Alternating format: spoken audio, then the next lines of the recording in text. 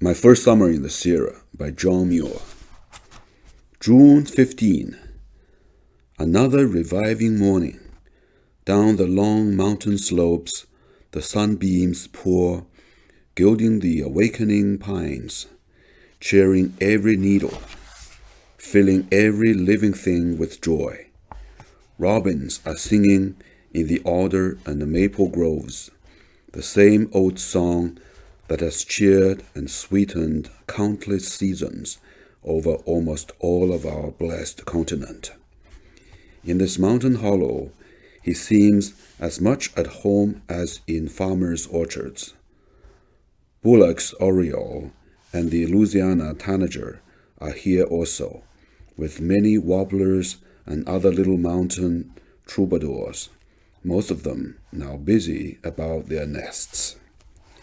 Discovered another magnificent specimen of the gold-up oak, 6 feet in diameter, a Douglas spruce 7 feet, and a twining lily with stem 8 feet long and 60 rose-colored flowers.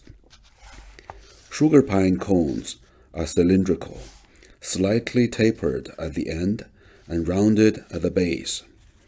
Found one today nearly 24 inches long and 6 in diameter, the scales being open.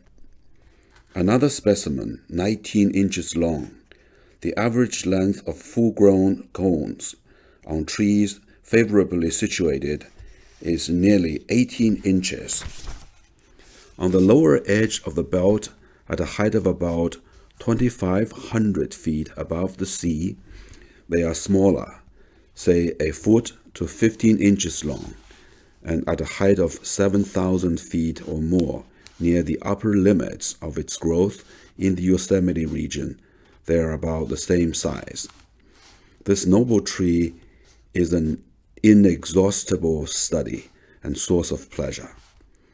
I never weary of gazing at it, grand tassel cones, its perfectly round bowl 100 feet or more without a limb, the fine purplish color of its bark, and its magnificent, outsweeping, down-curving, feathery arms forming a crown, always bold and striking and exhilarating. In habit and general port, it looks somewhat like a palm, but no palm that I have yet seen displays such majesty of form and behavior, either when poised silent and thoughtful in sunshine, or in wide-awake waving in storm winds with every needle quivering. When young, it is very straight and regular in form like most other conifers, but at the age of 50 to 100 years, it begins to acquire individuality, so that no two are alike in their prime or old age. Every tree calls for special admiration. I have been making many sketches and regret that I cannot draw every needle.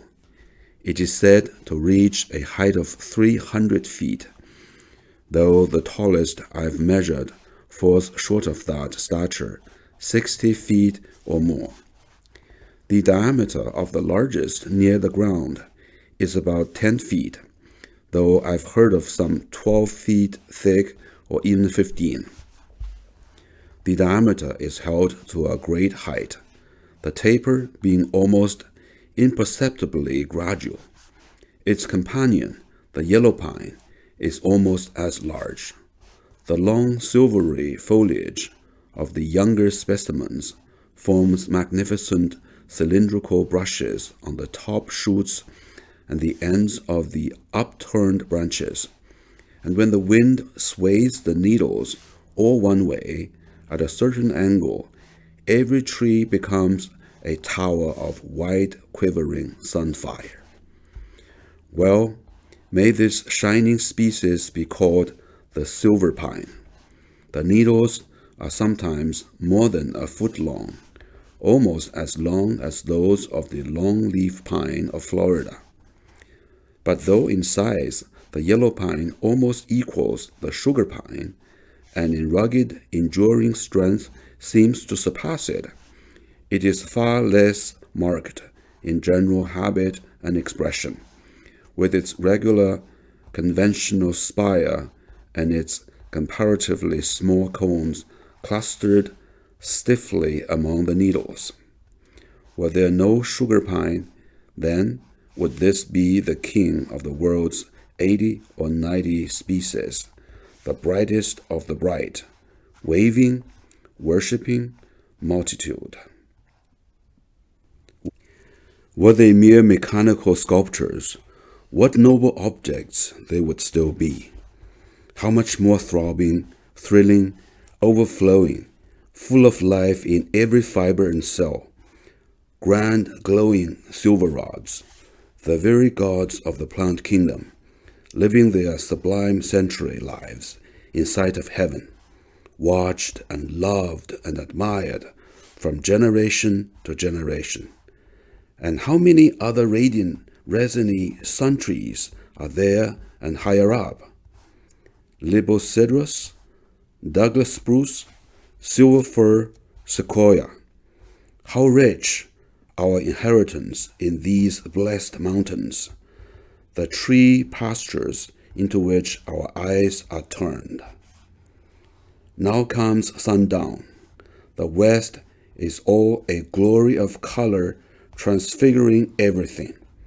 Far up the Pilot Peak ridge, the radiant host of trees stand hushed and thoughtful, receiving the sun's good night, as solemn and impressive a leaf-taking as if sun and trees were to meet no more.